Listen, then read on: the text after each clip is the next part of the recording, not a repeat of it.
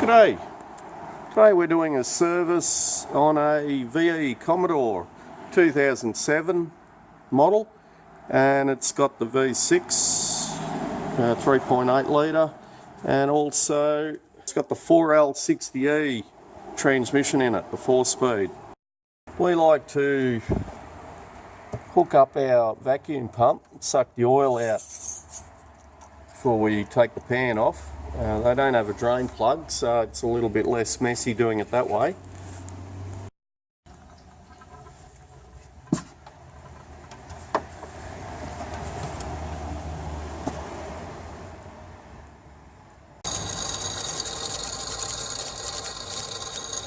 Sucking a bit of air now so we know it's sucked all your fluid out.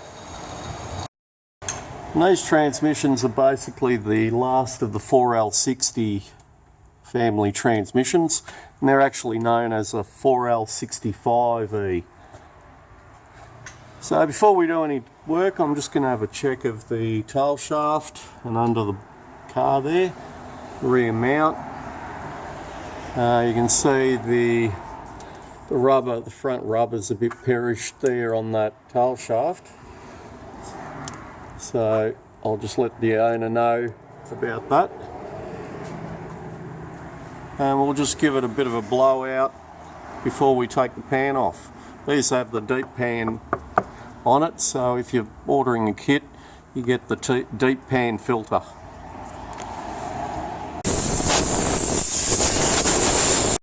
I'll just whiz off all these bolts. They're all 13mm.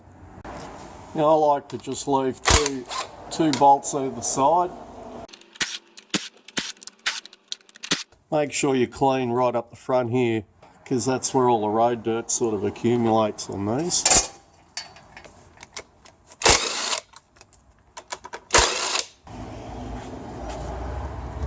It's not real hot.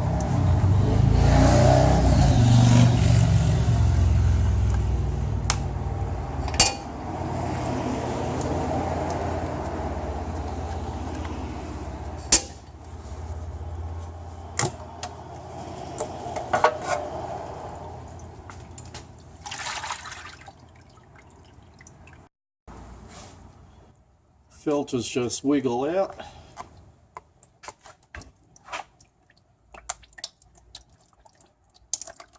This one's quite good on that seal, so it's up to you whether you want to replace that seal or not. I'm not going to do it on this one.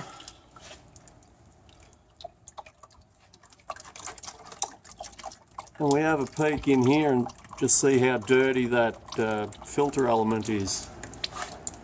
Now on these, there's no band adjustment or anything like that. So basically you just check your connectors on the solenoids, make sure that the wiring's not rubbing anywhere. But what you can do is just whiz off this switch plate. You just press that little clip there.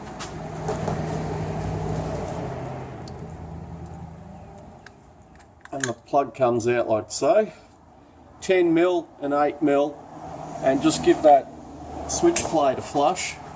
Quite often you'll have funny things going on with your transmission, and it won't record a fault code, and what that will be is this switch plate's contaminated. All the fine metal bridges out the little switch contacts on the switch in there. They just have a little pressure switch in there. But I'll whiz that off and I'll show you what I'm talking about.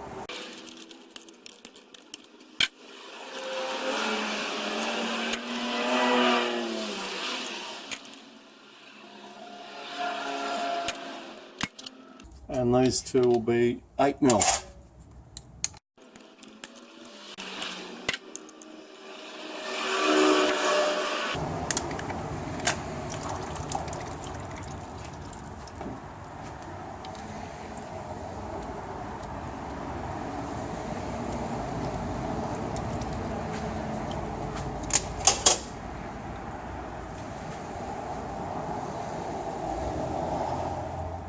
And there is what I'm talking about. You can see these switch plates are thoroughly contaminated with that fine metal.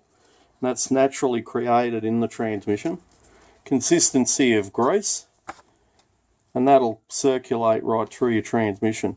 That's why it's always important to do an actual remove of the transmission pan and not just to change the oil, because all this sort of muck will accumulate in the pan and in the little nooks and crannies in the transmission. So I'll just give that a bit of a flush and she'll be right to go. You can see it all in there. It comes out pretty easily.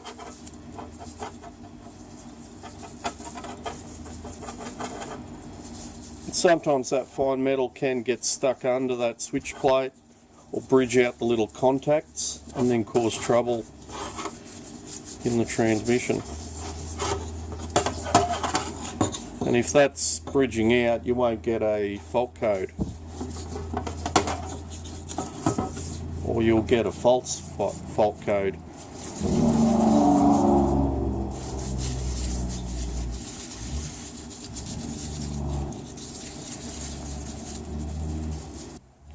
I've just got some clean solvent in there.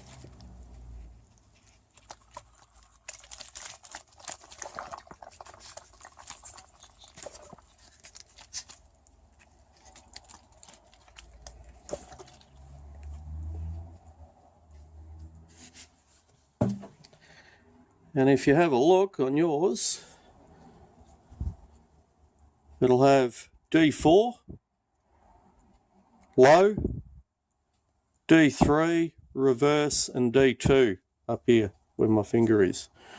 So low, second, third, fourth, and reverse. Little switch contact plates. In the old days, you could actually replace the O-rings on these. You'd get them in the kit, in the old 4L60E transmissions. So you want to make sure that the rubber's nice and pliable, so they're going to seal properly.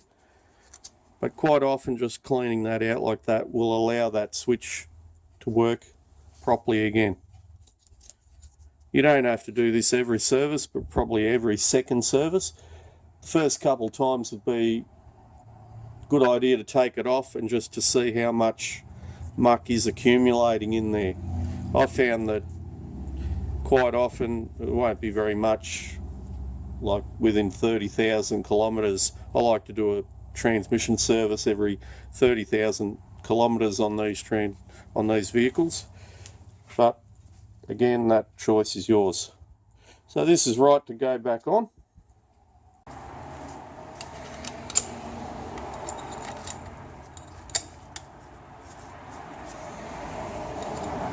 Good idea to always put all the bolts on first, so the alignment's right on it.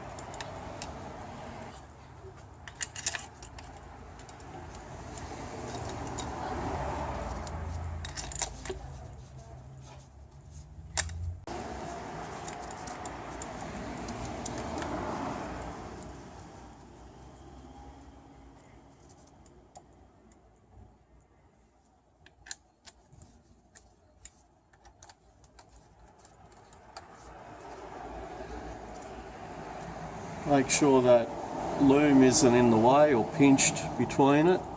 It should be free.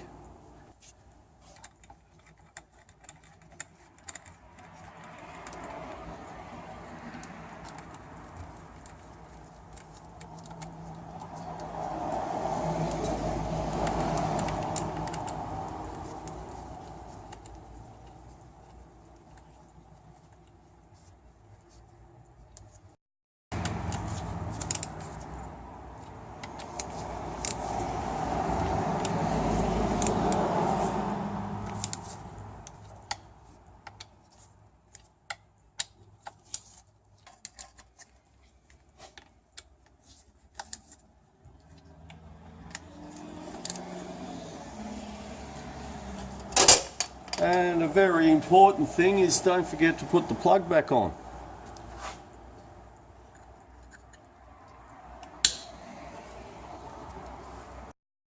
Okay, got the new filter.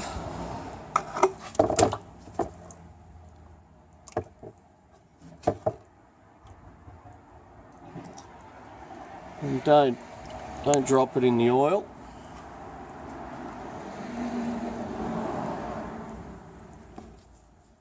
And these, you just put a little bit of oil on that neck there. The bugger. And you can just work it into the seal like that. There we go. Try not to drop it in the oil if you can. Okay, you can see the magnet there.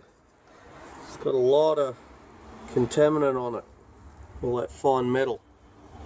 So that magnet wouldn't be working anymore. All that fine metal would be circulating through the transmission and also becoming attracted to the solenoids. Solenoids are the things that control the shifts and the pressure in the transmission. And by the magic of YouTube, the pan is all nice and clean. I'm going to actually leave this magnet up on top of that little ridge there, just so it can work top and bottom instead of just one side.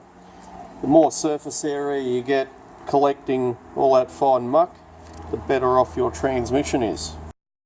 Before I put the pan back on, I like to double check my work and triple check sometimes. Make sure that plugs in if you've removed the solenoid or the manifold switch plate. Don't drop the filter in the oil. Clean around that pan rail and have it dry when you're putting these cork rubber gaskets on.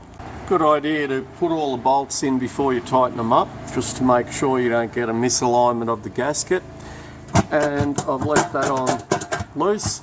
You can see the magnet's not hitting anything in there either. We can just tighten it up now. Now I've put 4 litres of the dextran 3 fluid in it. You can put dextran 6 in it, the full synthetic fluid as well if you choose, but we're putting in the dextran 3. And start it up. Select all your gears.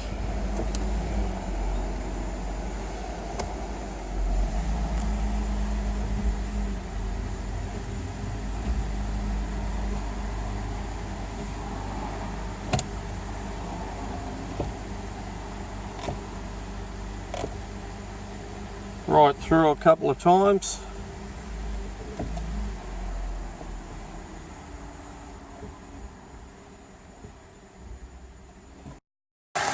And now I'm going to just check the oil level, make sure it's got enough in there before I go for a test run. Go for a test run, get it warmed up, and I'm going to recheck that fluid level with the transmission at operating temperature. Anyway, I hope that's helped. Don't forget to like and subscribe, or if you've got any comments. Thank you for watching.